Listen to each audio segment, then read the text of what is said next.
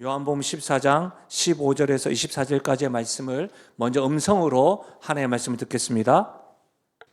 너희가 나를 사랑하면 나의 계명을 지키리라. 내가 아버지께 구하겠으니 그가 또 다른 보혜사를 너희에게 주사 영원토록 너희와 함께 있게 하리니 그는 진리의 영이라. 세상은 능히 그를 받지 못하나니 이는 그를 보지도 못하고 알지도 못함이라. 그러나 너희는 그를 아나니 그는 너희와 함께 거하시며 또 너희 속에 계시겠음이라. 내가 너희를 고아와 같이 버려두지 아니하고 너희에게로 오리라. 조금 있으면 세상은 다시 나를 보지 못할 것이로되 너희는 나를 보리니 이는 내가 살아있고 너희도 살아있겠음이라. 그날에는 내가 아버지 안에 너희가 내 안에 내가 너희 안에 있는 것을 너희가 알리라. 나의 계명을 지키는 자라야 나를 사랑하는 자니 나를 사랑하는 자는 내 아버지께 사랑을 받을 것이요 나도 그를 사랑하여 그에게 나를 나타내리라. 가룟이 아닌 유다가 이르되 주여 어찌하여 자기를 우리에게는 나타내시고 세상에는 아니하려 하시나이까. 예수께서 대답하여 이르시되 사람이 나를 사랑하면 내 말을 지키리니 내 아버지께서 그를 사랑하실 것이요 우리가 그에게 가서 거처를 그와 함께 하리라. 나를 사랑하지 않는 자는 내 말을 지키지 아니하나니 너희가 듣는 말은 내 말이 아니요 나를 보내신 아버지의 말씀이니라. 아멘. 이번에는 우리가 함께 교독하시고 마지막 절은 합독하겠습니다. 15절입니다. 너희가 나를 사랑하면 나의 계명을 지키리라. 내가 아버지께 구하겠으니 그가 또 다른 보혜사를 너희에게 주사 영원토록 너희와 함께 하게 하리니 그는 진리의 영이라. 세상은 능히 그를 받지 못하나니 이는 그를 보지도 못하고 알지도 못함이라. 그러나 너희는 그를 아나니 그는 너희와 함께 거하시며 또 너희 속에 계시겠음이라. 내가 너희를 고아와 같이 버려두지 아니하고 너희에게로 오리라. 조금 있으면 세상은 다시 나를 보지 못할 것이로되 너희는 나를 보리니 이는 내가 살아있고 너희도 살아있겠음이라. 그날에는 내가 아버지 안에 너희가 내 안에 내가 너희 안에 있는 것을 너희가 알리라. 나의 계명을 지키는 자라야 나를 사랑하는 자니 나를 사랑하는 자는 내 아버지께 사랑을 받을 것이요 나도 그를 사랑하여 그에게 나를 나타내리라. 가룟이 아닌 유다가 이르되 주여 어찌하여 자기를 우리에게는 나타내시고 세상에는 아니하려 하시나이까. 예수께서 대답하여 이르시되 사람이 나를 사랑하면 내 말을 지키리니 내 아버지께서 그를 사랑하실 것이요 우리가 그에게 가서 거처를 그와 함께 하리라. 나를 사랑하지 아니하는 자는 내 말을 지키지 아니하나니 너희가 듣는 말은 내 말이 아니요 나를 보내신 아버지의 말씀이니라. 아멘. 전 본문의 말씀을 가지고 사랑과 순종의 관계라는 제목으로 말씀드리겠습니다. 제가 최근에 읽었던 칼럼이 있는데 그 칼럼의 제목이 이렇습니다. 사랑의 깊이는 어떻게 알 수 있는가? 사랑의 깊이는 어떻게 알 수 있는가? 한번 들어보십시오. 흔히들 사랑하는 사람들이 하늘만큼 땅만큼 죽도록 사랑한다는 말을 하는데 사실 죽도록 사랑한다고는 말하는 사람이 사랑을 위해 목숨을 버리는 경우는 거의 없다. 그렇다면 사랑은 거짓말을 해야만 가능한 걸까? 그렇지 않다면 나는 누구를 얼마나 사랑하며 그 깊이는 어떻게 확인할 수 있을까? 계속되어지는 칼럼의 내용입니다. 사랑의 깊이는 바로 너의 부재, 죽음을 통해서만 확인된다. 나 자신의 부재와 죽음은 그 자체로 끝이기 때문에 어떤 고통을 느낄 수 없다. 저들의 부재, 죽음 역시도 그렇다. 그들의 죽음 부재에서 내 이성이 마비되거나 심장이 터질 듯한 고통은 경험되지 않는다. 나를 가장 고통스럽게 하는 것은 너의 죽음이요 부재이며 그 부재의 고통에서 사랑의 깊이를 가늠할 수 있다. 이 칼럼 리스트는 어떻게 하면 사랑의 깊이를 알 수가 있을까? 나의 죽음이나 그들의 죽음과 부재가 아니라 내가 가장 사랑하는 사람의 부재, 내가 사랑하는 사람의 그 죽음, 그때에서야말로 그 상대방에 대한 나의 사랑의 깊이를 알 수 있다라고 하는 칼럼의 내용이었습니다. 이 내용을 읽으니까 이게 마음에 와닿더라고요. 함께 있을 때 우리가 말로 얼마나 미사여구를 사용하면서 사랑합니다, 사랑합니다 이렇게 표현 많이 하잖아요. 함께 있는 것으로 인해서 사실은 사랑하는 사람이 곁에 있지라고 확신도 가지잖아요. 실제로 오늘 일부 예배 때 우리 이제 함께 신앙생활 했던 이가 떠나는 모습을 보니까 갑자기 다음 주부터는 못 보내, 평일날에 또 연락해도 잘 못 받겠네, 이런 생각을 하니까요, 내가 이들을 평일날 보통 때 제 기도 시간에 기도하고 또 함께 교제했던 것이 얼마나 소중했는지 이제 부재한다고 하니까 이게 가깝게 느껴지더라고요. 실제로 여러분, 사랑의 깊이와 넓이는 사랑하는 이가 부재할 때, 이 땅에서 더 이상 함께하지 못할 때 내가 상대방에 대해서 얼마나 사랑하고 있었는지 알 수 있는 것 같습니다. 이런 관점에서 보면 오늘 말씀은요, 우리를 향한 예수님의 사랑의 깊이와 넓이를 알 수가 있습니다. 왜 그렇습니까?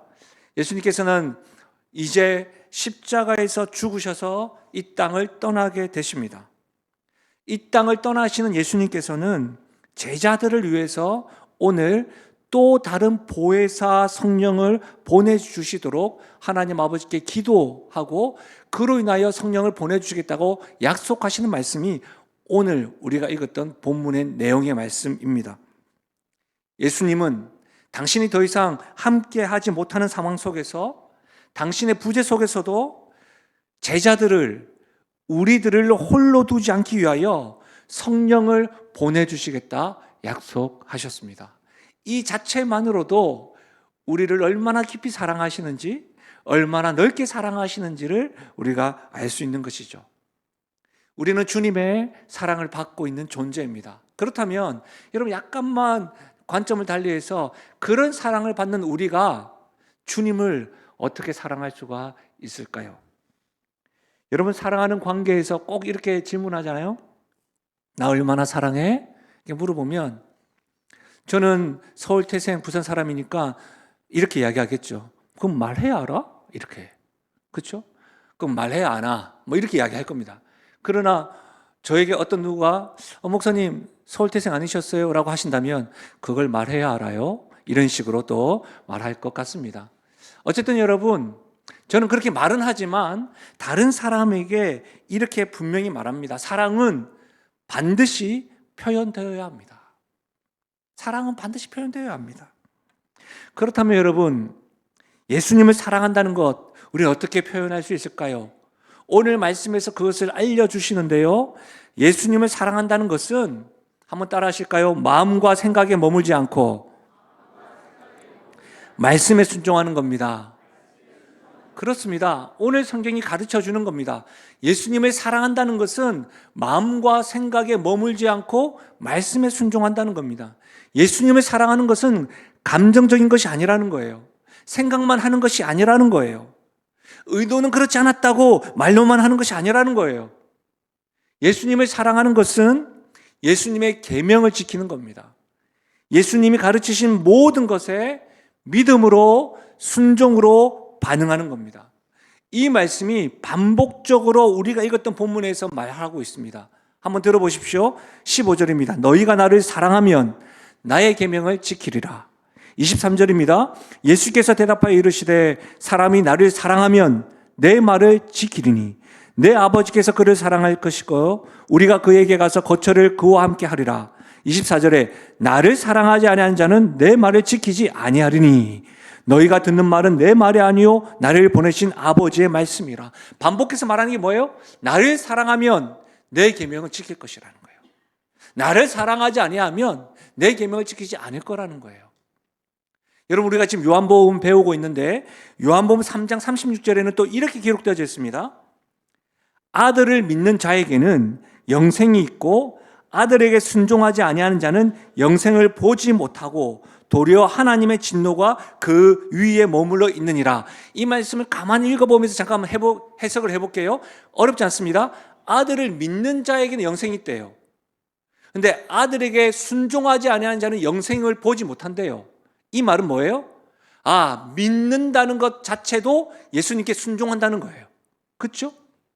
그러면 우리가 알 수 있는 게 뭐예요? 예수님을 믿는다는 건 뭡니까? 예수님 말씀에 순종하는 거예요. 예수님을 사랑한다는 건 뭡니까? 예수님의 계명을 지키는 거예요. 그러니까 예수님을 믿는 것, 예수님을 사랑하는 것, 그것은 어렵지 않고 성경은 분명히 말합니다. 그분의 계명에 순종하고 그분의 말씀을 지키는 것이다. 여러분, 우리가 요한복음을 배우는데 마태복음, 마가복음, 누가복음, 요한복음, 이것을 사복음서라고 합니다. 사복음서 가운데 가장 신학적인 책이 있다고 한다면 요한복음입니다. 그래서 여러 가지 표현들이 추상적으로 기록되어져 있거나 해서 해석이 필요할 부분들이 많습니다. 그러나 여러분, 요한복음에는 해석해야 될 부분도 많지만 신앙과 믿음에 대해서는 굉장히 구체적으로 표현하고 있습니다. 우리가 방금 읽어보았던 것처럼 예수님을 사랑한다면 뭐라고요? 예수님의 계명을 지켜야 된다는 거예요. 예수님을 믿는다는 건 무엇입니까? 하나님의 말씀에 순종한다는 거예요. 그러면 그분의 계명을 지키지 않는다는 말은 무슨 말입니까? 주님을 사랑하지 않는다는 거예요. 이것이 말씀이에요. 어렵지 않습니다. 복잡하게 꼬아놓지도 않았습니다. 희미하게 우리에게 가르쳐주지 않고 너가 잘 생각해봐 하지도 않았습니다. 사랑하는 여러분, 지금 우리가 예배를 드리고 있습니다. 예배 드리고 있는 우리가 지금 예수님을 사랑하고 있는지 아닌지 어렵지 않게 판명할 수가 있습니다. 어떻게 해요? 말씀에 순종하려고 하는 태도, 말씀을 지키려고 하는 그 생각을 가지고 있으면 사랑하고 있는 겁니다. 사랑하는 여러분, 지금 바로 알 수 있는 겁니다. 건강검진보다 더 빨리 결과를 알 수가 있습니다. 여러분의 예수님과 사랑의 관계에 양호하십니까? 아니면 위험 단계이십니까? 참으로 예수님의 말씀에 순종하기를 힘쓰셔서 지금의 상태가 양호 상태이시라고 한다면 여러분, 그 상태를 계속 유지하기 위하여 주님의 계명을 지키도록 계속해서 힘써 나가십시오. 그러나 신앙생활은 하고 있으나 내가 예배는 드리고 있으나 만약 위험 단계이면 여러분, 이제라도 하나님의 말씀을 지키기를 힘쓰십시오. 우리가 건강문제를 받으면서 위험 단계라고 한다면 절제할 거 절제하고 내가 지금까지 못했던 것을 어떻게 해야 됩니까? 힘쓰지 않습니까? 그러니 지금부터라도 주님의 말씀을 순종하기를 어떤 것보다도 우선순위를 세워두기를 예수님의 이름으로 간절히 부탁드립니다. 사랑하는 여러분, 그럼 우리는 좀 더 구체적으로 살펴볼까요? 하나님의 명령, 예수님의 계명, 무엇을 지키는 것입니까? 구약에서 신약, 이 성경 전체를 다 지켜나가야 되죠. 그럼 좀 더 구체적으로 우리가 순종해야 될 주님의 말씀과 가르침은 무엇일까요? 여러분, 분명한 것은 단지 윤리적인 가르침만을 말하지 않습니다. 사실 한국 교회가 윤리적인 가르침조차도 지키지 못해서 윤리적인 것이라도 좀 잘했으면 좋겠다, 이런 생각을 하는 것이 당연합니다. 그러나 예수님께서는 단지 윤리적인 명령을 지킬 것을 강조하기보다는 더 중요한 말씀을 지킬 것을 특별히 요한복음에서 강조하고 있습니다. 우리가 요한복음을 배우니까 요한복음 안에서 살펴보면 이렇습니다. 요한복음 13장입니다. 새 계명을 너희에게 주노니 서로 사랑하라. 내가 너희를 사랑한 것 같이 너희도 서로 사랑하라. 너희가 서로 사랑하면 이로써 모든 사람이 너희가 내 제자인 줄 알리라. 같은 관점으로 요한복음의 저자가 요한이죠. 그 요한이 요한 1서, 요한 2서, 요한 3서를 기록했다고요. 요한 1서 5장 2절을 같이 한번 읽어보겠습니다. 같이 읽겠습니다. 시작. 우리가 하나님을 사랑하고 그의 계명들을 지킬 때에 이로써 우리가 하나님의 자녀를 사랑하는 줄을 아느니라. 아멘. 하나님께서 사도 요한을 통해서 요한복음과 요한 1서를 통해서 우리가 중요하게 지켜야 될 주님의 계명이 무엇인지를 알려주고 있는 겁니다. 우리가 서로 사랑하고 하나님의 자녀를 사랑할 때에야 주님의 계명을 지키는 것이고 순종하는 것임을 알 수가 있는 것이죠. 이것이 주의 말씀입니다. 매주 화요일 저녁마다 임직자 교육을 하고 있습니다. 지난번 임직자 교육 때 한 집사님께서 저에게 이렇게 물어보았습니다. 목사님, 예수님을 사랑한다는 것이 과연 무엇입니까? 그때 예배하는 것, 봉사하는 것, 정직하고 착하게 사는 것, 이야기할 수 있지만 저는 그 질문에 이렇게 말씀드렸습니다. 예수님을 사랑하는 가장 적극적인 방법은 사람 사랑하는 것, 영혼 구원을 위하여 애쓰고 수고하는 것이라고 하였습니다. 제가 그렇게 말씀드리면서 왜 그러냐는 이유를 설명해 드렸습니다. 하나님은 저와 여러분, 우리를 구원하시기 위하여 하나님에게 있어서 가장 소중한 독생자 아들을 주셨으니 하나님에게 있어서 가장 소중한 것을 주시면서까지 구원한 사람, 영혼, 내가 하나님을 사랑한다면, 예수님을 사랑한다면 생명까지도 아끼지 않으셨던 그 영혼 구원, 사람을 사랑하는 것이야말로 하나님을 사랑하고 예수님을 사랑하는 가장 적극적 방법이라고 하였습니다. 사랑하는 여러분, 영신교회는 반세기를 보내면서 믿음의 선배님들과 많은 목회자들과 함께 신앙생활을 해왔습니다. 제가 부임하기 전부터 영신교회의 핵심 가치는 하나님을 기쁘시게 사람을 행복하게 였습니다. 이것은 시편 말씀을 가지고 교회가 나아가야 될 방향, 주님을 사랑하는 구체적인 방법인 것이죠. 여기에 주님을 사랑한다면 우선순위를 두어야 될 방향성이 분명히 새겨져 있습니다. 무엇입니까? 하나님을 기쁘시게 하려면 누구를요? 사람을 행복하게 하면 된다는 겁니다. 여러분, 사람이 언제 가장 행복할까요? 돈이 있고 건강이 있고 여유가 있으면 행복한 건 맞는 것 같습니다. 그러나 그 행복은 여러분 영원하지 않습니다. 길면 100년, 저에게는 이제 한 50년밖에 안 남았어요. 그렇죠? 영원한 기쁨과 행복을 누리려고 하려면 구원자 되시고 구주 되시는 주님을 영접하고 하나님의 자녀가 되는 특권을 누릴 때 여러분 사람은 행복할 수가 있는 겁니다. 그래서 여러분 어떻게 여러분 경험한 줄 아십니까? 사람이 이 땅에서 마지막 수일을 할 때는 주머니가 없잖아요. 가져갈 것이 없다는 말이죠. 그리고 그 표정을 보면 압니다. 여러분 한번 보셨습니까? 저는 염원하면서 마지막 직전에 목회자라고 하는 이 직업으로 인해서 여러분 돌아가시는 분들의 모습을 자주 봅니다. 근데 여러분 영원한 하나님의 자녀의 특권을 가지신 분들은요, 교회 다니는 사람 말고요, 하나님의 자녀가 된 특권을 가지신 분들은요 행복합니다. 주변의 유가족들은 슬퍼하지만 그들의 표정은 행복합니다. 평안합니다. 사랑하는 여러분, 이 세상에서 행복할 길은 구원자 되시고 구주 되시는 예수님을 알고 하나님의 자녀가 될 때에 그 길이 열릴 줄 믿습니다. 그렇다면 여러분, 교회가 나아가야 될 방향성 역시도 시대가 변하고 세대가 변해도 바뀌지 않는 것, 주님의 명령을 지키며 주님을 기쁘시게 하는 길은 사람을 사랑하는 겁니다. 영혼 구원을 위해 온 힘을 쏟는 일입니다. 우리는 이 일을 위해서 복음을 쉬지 않고 전할 것입니다. 이 일을 위해서는 우리가 할 수 있는 일을 최선을 다해야 할 줄로 믿습니다. 그래서 여러분, 올해도 설립기념주일 날 우리만 생일잔치하고 감사합니다로 끝나는 것이 아니라 함께 사는 지역 주민들을 위하여 이전에 우리가 러브박스라고 표현을 했었습니다. 근데 어떤 피드백이 있었냐면 러브박스가 또 다른 곳에서는 나쁜 용어로 좀 사용된다고 해서 우리가 사랑나눔 헌금을 하기 때문에 사랑나눔 박스로 올해는 바꾸었습니다. 주변에 여러분 힘겨워하는 사람들 많습니다. 우리 지역의 신전사동, 또 여러분이 신월동에 사시는 분들 보면 힘겨워하는 분들 많고 우리 교회 안에서도 그렇습니다. 그래서 우리가 사랑나눔 헌금을 하고 매월 둘째 주에는 그렇게 섬김에 나아가지 않습니까? 여러분 이런 일들을 계속해서 해 나갈 겁니다. 뿐만 아니라 앞으로 우리 교회는 교회 문턱을 더 낮추어서 지역 주민들이 열려있는 교회, 그렇게 되길 원합니다. 영신교회는 큰 교회가 아닙니다. 작은 교회입니다. 많은 것을 가지고 있지도 않습니다. 그러나 우리가 가지고 있는 공간, 우리가 가지고 있는 재원, 우리가 가지고 있는 재정 등을 공유하면서 자연스럽게 방문하는 그 지역 주민들이 우리 영신교회와 성도들을 통해서 주님의 사랑을 이렇게 경험하기를 바라는 것이죠.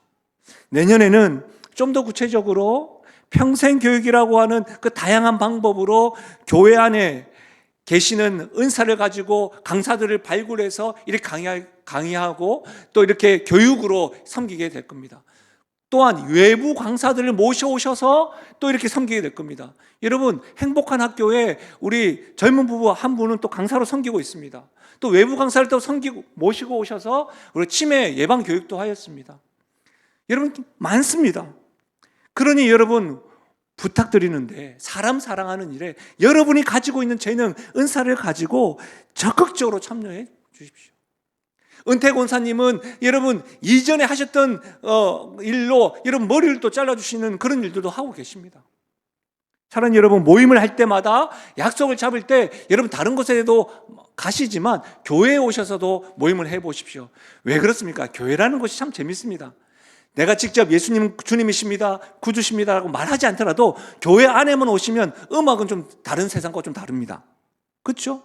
보여지는 이미지들도 다릅니다. 그러니까 뭐예요? 그 이미지들과 음악과 여러 가지 다양한 방법들로 복음을 계속해서 접하게 되는 겁니다. 우리 교회 1층에서 여러분 카페에서 와이파이 비번을 알려면 꼭 복음을 들어야 합니다. 네, 제가 그렇게 만들어 놨습니다. 공짜로 줄 수 없다. 네? 3초, 5초라도 복음을 들어라. 어떻게든 여러분 교회 오셔서 표정도 달라지고 쉼이라고 하는 것, 여러분 커버 안에서도 여러분 영어로 마태복음 11장 28절을 기록해 놓았던 거예요. 계속해서 접할 수 있도록. 그러니 여러분 그렇게 동참해 주십시오. 사랑하는 여러분, 예수님을 사랑한다는 것은 마음과 생각으로만 하는 것 아닙니다. 입으로만 고백하는 것이 아닙니다. 예수님의 계명을 지키는 겁니다. 주님의 말씀에 순종하면서 사람 사랑하고 영원 구원하는 것이 주님을 가장 기쁘시게 하는 일이요, 주님을 사랑하는 일, 그 일에 온 힘을 다하여 하나님의 기쁘시게 하고 하나님 시선이 머무는 인생이요, 그런 교회 되시기를 주님의 이름으로 축원합니다. 오늘 말씀은 예수님을 사랑하는 것의 구체적인 표현법은 무엇인가 라는 것을 가르쳐 줄 뿐만 아니라 예수님을 사랑하고 예수님께 순종하는 이들에게 주시는 선물도 기록되어져 있습니다. 한번 따라 하실까요? 보혜사 성령을 주시겠다. 예, 이렇게 약속해 주셨습니다. 사랑하는 여러분, 사랑하는 사람이 곁에 없는 것만큼 힘든 것이 있을까요? 사랑하는 사람의 부재 말입니다. 여러분, 이 세상에서 늘 함께하던 사람이 곁에 없다는 생각만으로 머리가 아프고 그냥 힘들어지는 것이 사실입니다. 제가 앞전에도 잠깐 말씀드렸지만 젊은 부부가 이 부부들이 떠났다는 것만 해도 머리가 아파요. 김찬미 집사는 보통 저렇게 세컨 반주를 했었거든요. 떠났다는 것만 해도 아쉬워요. 찬양 인도했던 그 집사님도 아쉬워요. 저만 보면 미소 지었던 그 아기도 이제 못 본다고 생각하니까 아쉬워요. 이렇게 보면 사랑한다는 고백과 표현보다 더 깊이 새겨지는 사랑의 표현은 기쁠 때나 슬플 때나 함께하는 것일 겁니다. 그런데 예수님은 지금 제자들과 3년 동안 동고동락하고 십자가에서 죽으시고 이제는 이 땅에서 함께하지 못하십니다. 오늘 말씀에 보면 예수님 좀 이상한 말, 잘 이해가 되지 않는 말을 하십니다. 세상은 예수님을 다시 보지 못하고 알지도 못한다고 말씀하시면서 너희들은 나를 보고 알게 될 것이라고 합니다. 그러면서 예수님은 제자들을 곁에 떠나지 않겠다고 하십니다. 우리는 알잖아요. 십자가에서 죽으시고 끝인데 어떻게 제자들 곁에 없는 예수님이 제자들과 함께 있을 수 있을까요? 바로 예수님은 성령을 제자들에게 보내시겠다고 약속하십니다. 그 말씀이 오늘 읽었던 16절입니다. 들어보십시오. 내가 아버지께 구하겠으니 그가 또 다른 보혜사를 너희에게 주사 영원토록 너희와 함께 있게 하리니 그는 진리의 영이라. 보혜사 성령은 예수님을 사랑하고 순종하는 사람들에게 주시는 하나님의 선물입니다. 여러분, 성령이 하나님이 주시는 선물이라는 것, 이것에 유의하셔야 합니다. 즉 성령을 받는 것은 어떤 자격이나 예수님을 사랑하고 순종해야지만이 받을 수 있는 것이 아니라는 겁니다. 물론 우리 입장에서는 오늘 말씀에 예수님을 사랑할 때 받는 선물이긴 합니다. 그러나 하나님의 입장에서, 성령을 주시는 입장에서는 성도 중에 비범하거나 특별해서 주는 것이 성령이 아니라는 것을 명심하셔야 됩니다. 예를 한번 들어보겠습니다. 기도 중에 방언 기도가 있습니다. 그렇죠? 그래서 어떤 분들은 방언 기도를 하시는 분들도 있고 하지 않는 분들도 있습니다. 제가 이전에 섬겼던 고신교회에는 금요 기도에 큰 소리로 방언 기도를 하시는 분이 계셨습니다. 그래서 교역자 한 분이 그분을 자제시켰어요. 그래서 그분이 상처를 입고 교회를 떠나시는 것을 보았습니다. 또 어떤 신학교에서는 방언 기도를 하지 못하는 신학생들은 목사가 될 수가 없습니다. 또한 그 신학교에서는 방언을 하지 못하면 구원받지 못했다고 여깁니다. 여러분 어떠세요? 여러분은 방언 기도에 대해서 어떤 생각을 가지고 있으십니까? 신학자들마다도 이 방언 기도에 대한 의견이 분분합니다. 어떤 신학자들은 방언 기도 폐기론을 주장합니다. 무슨 말이에요? 오늘날 방언은 없다고 말하는 겁니다. 랄랄랄랄랄 이게 무슨 방언이냐는 것이죠. 또 다른 신학자들은 방언은 오늘날도 하나님께서 주시는 은사라고 주장합니다. 제가 랄랄랄라라고 했지만 어떤 분들은, 제가 아는 분들은 영어로, 또 해석은 되지 않지만 분명한 언어로 방언하는 것을 저는 압니다. 그러면 신학자들의 의견은 분분한데 여러분의 눈빛은 한 두세 명은 저에게 물어보는 것 같아요. 목사님은 그럼 어떤 입장입니까? 두세 명만 다 그런 저에게 물어봐 주시면 좋겠는데, 두세 명. 저는 후자입니다. 오늘날도 하나님께서 주시는 은사이다. 그렇게 생각하는 가장 큰 이유는 방언이 성경에 기록되어져 있기 때문입니다. 그러나 방언이 은사 중에 베스트 오브 베스트라고 생각하지 않습니다. 또한 방언은 교회의 덕을 세우기 위하여 성경 말씀대로 공적인 장소가 아닌 골방에서 하나님과 독대하며 기도해야 된다고 생각합니다. 통역의 은사가 없는 이상 그는 하나님과 독대해야 되는 것이죠. 방언을 하는 분들에게 있어서 가장 필요한 성령의 열매가 있다고 한다면 절제일 겁니다. 절제. 사랑하는 여러분, 제가 이렇게 말씀드리는 것은 이 모든 것에 대한 바른 해석, 이런 이해는 은사에 대한 개념을 생각해 보면 되는 겁니다. 은사는 하나님의 선물입니다. 그래서 여러분, 방언을 하는 분들이 특별하게 영적이거나 특별한 능력이 있어서 하는 것이 아니라는 겁니다. 그의 영적 은사는 무슨 특별한 자격으로 주어진 것이 아니라 전적으로 하나님이 주시는 선물로 주셨다는 겁니다. 그래서 여러분, 방언하시는 분들이 교만하고 제가 특별한 은혜를 받았다, 아닙니다. 자기의 조건 때문이 아닙니다. 자격 때문은 아닙니다. 실제로 은사 받은 사람들로 인해서 우리는 상처를 더 많이 받습니다. 새 가족들보다. 왜요? 그들의 삶과 은사 받는 건 너무 달라서. 그것만 봐도 은사는 자격이 주어져서 주는 것이 아니라 하나님의 선물로 주어지는 겁니다. 그래서 여러분 분명히 아셔야 됩니다. 성령의 열매의 근간이요, 성령의 은사의 뿌리가 되시는 성령, 그 성령은 전적으로 예수님의 기도에 대한 하나님의 응답이요, 예수님의 약속에 대한 하나님의 성취며 우리를 향한 하나님의 선물입니다. 할렐루야. 이것을 분명히 아셔야 됩니다.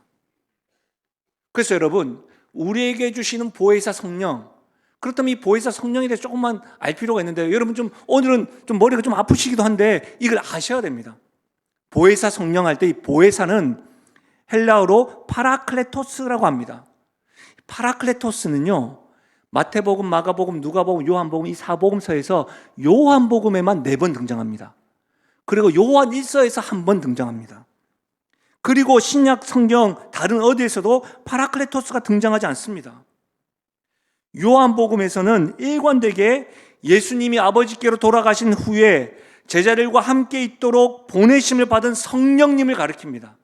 그런데 요한 1서에서는 신자들을 위한, 성도들을 위한 대언자로 예수님 자신을 가리킵니다. 그래서 오늘 성경에 보면 보혜사라고만 표현되지 않고 또 다른 보혜사라고 표현되는 이유가 그것입니다. 그 예수님 자신도 보혜사라는 겁니다.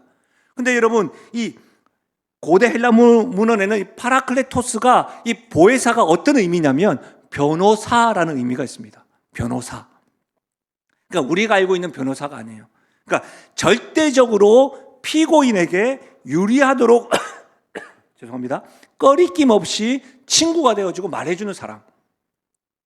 하다가 저는 최선을 다했는데 안 됐습니다, 이런 거 아니고 끝까지 변호해주는 분, 성도를 위하여 하나님 앞에서 끝까지 대언해 주시는 파라클레토스, 예수님 변호사. 지금도 하나님 우편에서 나를 위하여 대언해 주시는 분, 변호사. 이해되시죠? 성령님도 그렇다는 겁니다. 특별히 성령께서는 세상을 향하여 예수님은 이런 분이시다라고 예수님에 대해서 오해하고 있는 그들을 향하여 예수님을 증언하고 변호하는 파라클레토스, 보혜사, 그런 뜻이라는 거예요. 근데 단지 이 보혜사라고 하는 것은 변호사만의 역할을 하는 것이 아니라 오늘 16절과 17절 말씀을 보면 예수님이 떠나신 후에 성령이 오심으로 제자들은 위로를 받습니다.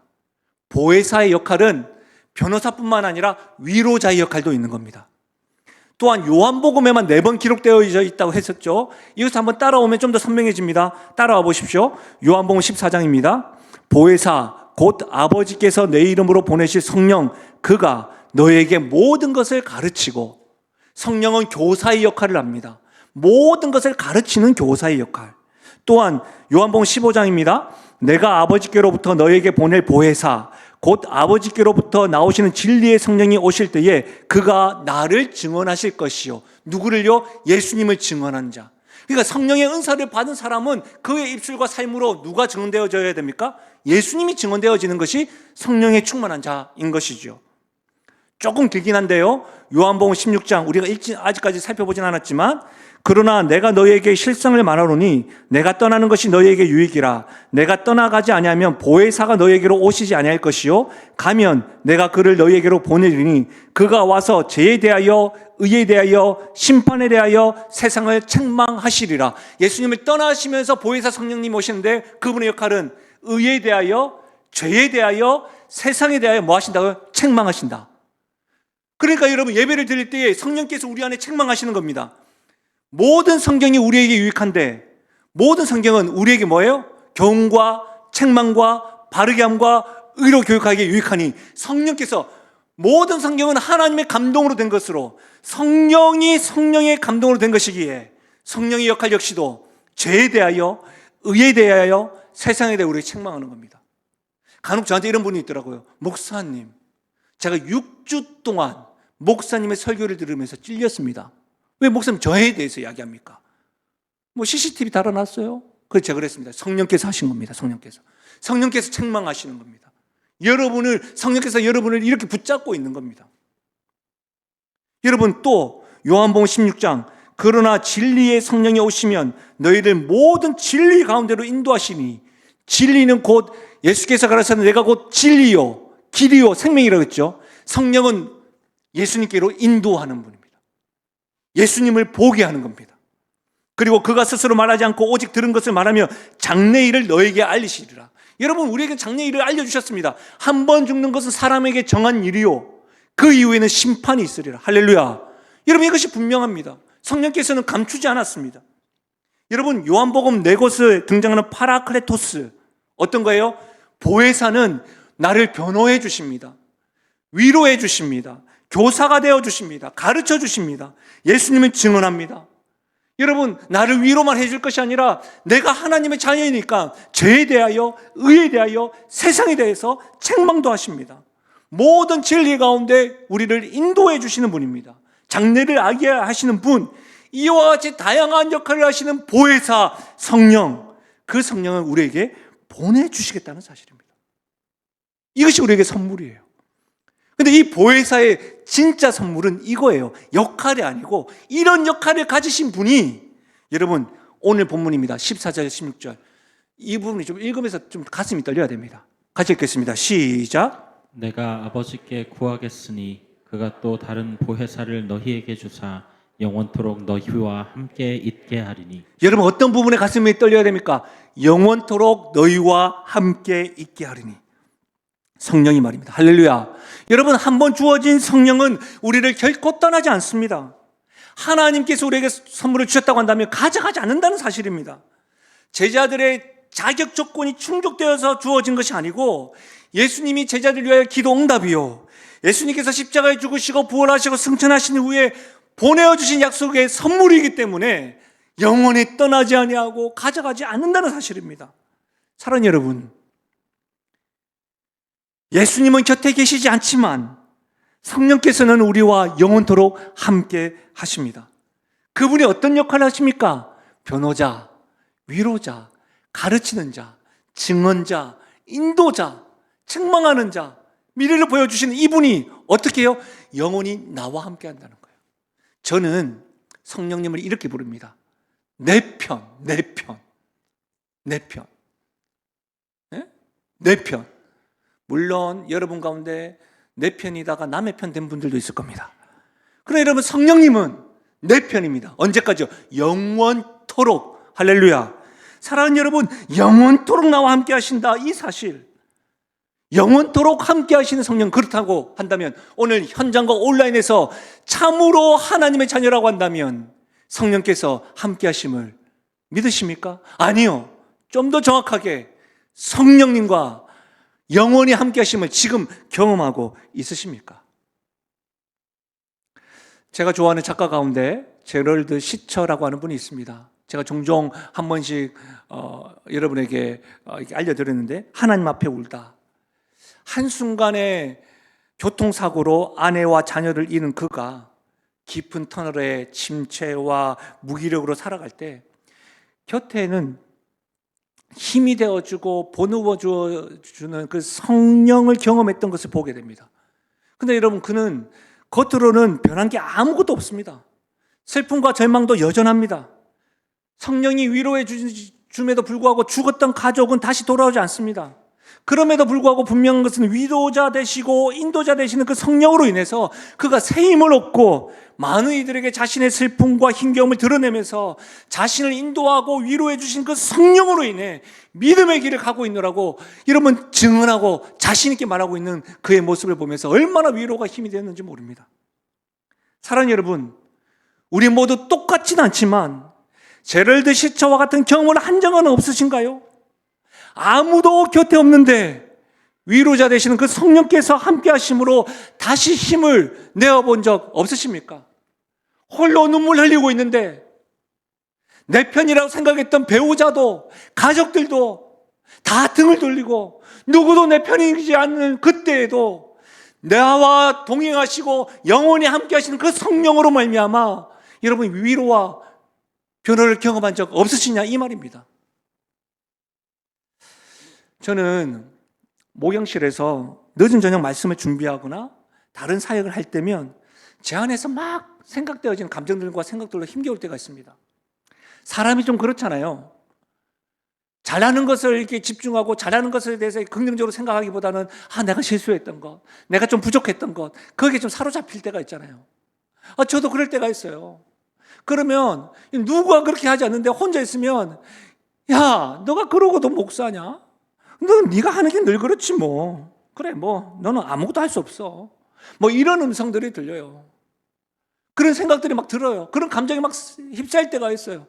그러면 제 골방은 제가 말씀 준비하는 그 책상 밑에 제 기도 의자를 두고 기도하는데 발 있는 곳에 들어가서 기도하는데, 그래 기도할 때 하염없이 기도해. 하나님 왜 이런 마음이 계속 드냐고. 나도 잘했지 않냐고. 왜 나쁜 것만 계속 생각나게 하냐고. 뭐 이렇게 하는데요. 놀라운 건 뭐냐면 영원히 나를 떠나지 않고 내 편 되시는 성령께서요, 그때 토닥토닥 거려줘요. 네가 지금까지 네 힘으로 했니? 네가 잘나서 지금까지 나왔니? 내가 함께해서 그런 거잖아. 맞죠, 주님. 뭐 이렇게 되게, 그럼 뭐가 문제냐? 내가 너와 함께 하는데. 이러면 그런 음성들이 막 음성 지원되듯이 막 들려요. 어떤 분들은 정말 성령이 느껴지시면, 예, 느껴요. 경험해요. 매 순간 그럴 때마다 호흡하는 것처럼 성령께서 나와 함께함을 경험해요. 힘주시고 동행하심을 경험해요. 내 편 성령이 계시다. 사랑하는 여러분 어떠십니까? 이걸 묻고 싶은 거예요. 수십 년 동안 신앙생활하고 예배드리고 있는데, 온라인까지 지켜가면서 예배드리고 있는데 여러분은 어떠시냐고요? 영원히 떠나지 않겠다고 함께 하시는 이 성령을 경험하고 있으십니까? 지금도 이 성령과 동행하고 있으십니까? 사랑하는 여러분, 동행하시는 성령을 삶에 깊숙이 경험하심으로 하나님이 주시는 선물, 하나님께서 주시는 이 사랑과 은혜를 경험하시기를 주님의 이름으로 축원합니다. 말씀을 마무리하겠습니다. 사랑보다 아름다운 단어가 있을까요? LOVE. 사랑 누가 말했나? 그렇죠? 사랑보다 더 아름다운 단어가 있을까요? 그러나 여러분, 지속 가능한 사랑, 변치 않는 사랑, 영원한 사랑을 말하기에는 늘 부족한 것 같습니다. 입술과 마음만 앞서서 사랑한다고 말하는 것 같습니다. 시간이 흐르면 변질되지 말아야 될 것이 사랑일 텐데, 자존심에 걸리는 문제라고 한다면 사랑, 관계 속에서 찾아볼 수 없는 것 같습니다. 돈 앞에서는 가족도 사랑하는 관계도 중요하지 않는 요즘입니다. 굳이 예를 들지 않아도 우리의 사랑은 언제나 불완전하고 불완전합니다. 그러나 그거 아십니까? 우리를 향한 주님의 사랑은 완전하고 안전합니다. 신실합니다. 이 땅에서 부재하여 함께하지 못함을 아시고 성령을 보내주시는 주님, 그분은 입으로만 사랑한다고 말씀하지 않으셨습니다. 그분은 우리를 사랑하는 그 마음이 생각에 머물지 않고 하나님의 뜻에 순종하셨습니다. 그분은 입으로만 사랑한다, 사랑한다, 아들아, 딸아 말씀하지 않았습니다. 입으로만 사랑한다, 내 의도는 그렇지 않았어, 내가 사랑하는 법을 몰라서 그랬어 라고 말하지도 않았습니다. 그분은 십자가에서 생명도 아끼지 않으시면서 사랑하시는 것을 표현하시고 행동하셨습니다. 우리는 이 사랑을 받은 자입니다. 주님이 이 땅에 계시지 아니하지만 홀로 있는 우리들을 위하여 그 부재하심을 전혀 경험하지 못하도록 보혜사 성령을 보내주신 그 주님의 사랑을 받은 자입니다. 그런 우리가 주님을 사랑할 때 그 사랑을 받은 우리가 어떻게 주님의 계명을 지키는 것이 부담스럽고 주님의 말씀을 순종하는 것이 흔히 말하면 감히 십자가라는 표현을 써가면서 말할 수 있는 걸까요? 주님의 그 사랑을 받은 우리인데, 그 사랑을 알고 있는데 주님의 계명을 지키는 것, 말씀을 순종하는 것이 그 사랑에 비하면, 그 사랑이 진짜라고 한다면, 여러분, 내가 몰라서 그랬다고, 내가 약해서 그랬다고 말하기보다 지키며 순종하며 이 사랑과 순종의 관계를 아셔서 사랑이 순종하는 것보다 더 크다는 사실을 알게 되면 사랑하는 사람을 위해서 뭐든 못하겠습니까? 주께서 그런 것처럼 만약 우리가 그것이 약하다고 한다면 물어보십시오. 주님의 사랑을 내가 더 깊이, 더 넓게 경험하지 못한 것은 아닐까? 더 알지 못하는 것은 아닐까? 이 은혜를 알으셔서 보혜사 성령과 영원히 동행하며 주님을 사랑하기를 힘쓰는 교회여 성도 되시기를 참으로 예수님의 이름으로 간절히 부탁드립니다. 말씀을 생각하면서 우리 이 찬양으로 주 앞에 나아가겠습니다. 허무한 시절 지날 때, 깊은 한숨 내쉴 때, 그런 풍경 보시며 단식하는 분 있네. 고와 같이 너희를 버려두지 않으리. 내가 너희와 영원히 함께하리라. 하나님의 선물 성령이 오셨네. 성령이 오셨네. 성령이 오셨네. 내 주에 보내신 성령이 오셨네. 우리 인생 가운데 친히 찾아오셔서 그 나라 꿈꾸게. 우리 괜찮으시면 주 앞에 반응하겠습니다. 다 함께 일어나셔서 허무한 시절 지날 때, 허무한 시절 지날 때, 깊은 한숨 내쉴 그런 때, 풍경 보시며 그런 분 영원히 함께 하시는 내 편 되시는 성령이, 의식하는 분 있네. 그 성령이 계십니다. 고와 같이 너희를 버려두지 않으리. 내가 너희와 영원히 아멘. 함께하리라. 억눌린 자, 갇힌 자, 억눌린 자, 갇힌 자, 자유함이 없는 자, 자유함이 없는 우리의 자, 피난처가 되시는 피난처가 성령님, 되시네. 성령님 계시네. 주의 영 예배하는 이곳에 참 자유가 있다네. 아멘. 진리의 영 성령이, 내 편 되시는 성령이 오셨네. 성령이 오셨네. 성령이 오셨네. 내 주에 보내신 성령이 오셨네. 우리 인생 가운데 친히 찾아오셔서 그 나라 하나님의 선물이요 영원히 함께 하시는 성령이 오셨네. 성령이 오셨네. 성령이 오셨네. 내 주에 보내신 성령이 오셨네. 우리 인생 가운데 친히 찾아오셔서 그 나라 우리 전심으로 고백하며 나갑니다. 성령이 오셨네. 성령이 오셨네. 성령이 오셨네. 내 주에 보내신 성령이 오셨네.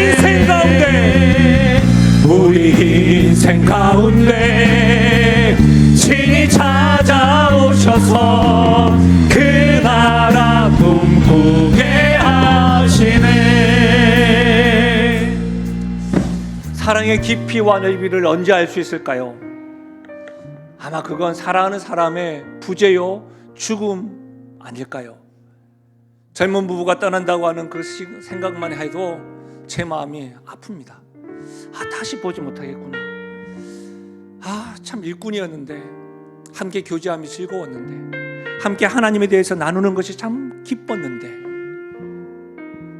이와는 비교되지 않을 만큼 사랑하는 사람이 부재하고 죽음 이후에 우리의 사랑과 마음의 깊이와 넓이를 알지 않겠습니까? 우리 주님이 아신 거예요. 우리 주님이 이 땅에서 부재하시고 홀로 남을 우리들을 위하여 보혜사 성령님을 보내주신 거예요. 우리 주님의 이 사랑을 아시겠습니까? 그 사랑을 모른 채 성령을 그냥 외면하거나 영원히 함께 하시는 내 편 되시는 그 성령을 모른 척하면서 신앙생활을 하고 있지는 않으십니까? 제가 일부 예배를 드리면서도, 일부 예배 들고 나서도 목양실에서 계속 가슴이 아파가지고 울다가 왔습니다. 사랑하는 영신교회 여러분, 사랑하는 성도 여러분, 참으로 이 성령을 경험하고 있으십니까? 하나님이 주신 이 성령을 누리고 있으십니까? 이 성령을 내 편 되시는 영원히 떠나지 않아 하시는 이 성령과 더불어 주님을 사랑하고 주님께 순종하며 나가는 교회여 성도 될 수 있기를 바랍니다. 오늘은 제가 기도하겠습니다. 하나님 아버지, 주님께서 이 땅에 부재하시면서도 주님이 나와 함께 하심을 늘 경험하고 주님의 사랑에 감격하게 되고 알게 하게 하신 것은 우리를 홀로 두지 아니하시고 보혜사 성령님을 보내주셔서 주님의 사랑을 지금도 깨닫고 누리고 있습니다. 십자가에 주셔서 죽으실 뿐만 아니라 죽으심으로 끝난 것이 아니라 영원히 나와 함께하는 내 편 되시는 보혜사 성령님 함께해 주셔서 참 감사함을 드립니다. 오래도록 신앙생활을 하면서도 이 성령님에 대하여 잘 모르고 있다고 한다면 깨닫는 시간 되게 하여 주시고 내 편 되시는 성령님과 더불어 주님을 사랑하고 주님께 사랑의 표현을 해 나가는 사랑하는 영신교회요, 사랑하는 성도 되게 하여 주시옵소서. 그렇게 역사하실 주님을 찬양하고 예수님의 이름으로 기도하옵나이다. 아멘. 우리 함께 선포하겠습니다. 나는 하나님으로부터 부름받은 하나님의 자녀입니다. 우리는 세상으로 보냄받은 그리스도의 제자입니다. 아멘. 사랑하는 여러분, 내 편 되시는 성령님과 한 주간 동행하십시오. 그리고 그분과 범사에 감사하면서 살아가십시오. 그리고 그분과 멋진 데이트를 하는 한 주간 되십시오. 주님의 축복을 받겠습니다. 지금 우리 주 예수 그리스도의 은혜와 하나님 아버지의 무한하신 사랑과 성령 하나님의 위로 교통하심 충만하신 역사가